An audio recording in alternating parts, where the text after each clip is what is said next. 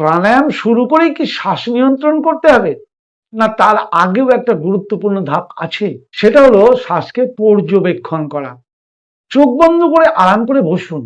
শ্বাসকে গভীর করবেন না, দ্রুতও করবেন না, ধীরও করবেন না। শুধু লক্ষ্য করুন শ্বাস নিজে থেকেই আসছে এবং নিজে থেকেই যাচ্ছে।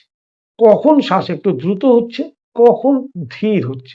নাক দিয়ে বাতাস ঢোকার সময় কেমন অনুভূতি হচ্ছে, বের হওয়ার সময় কি অনুভূতি হচ্ছে।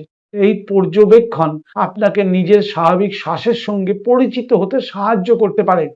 তারপর ধীরে ধীরে প্রশিক্ষকের নির্দেশনায় বিভিন্ন শ্বাসচর্চা শেখা যায়।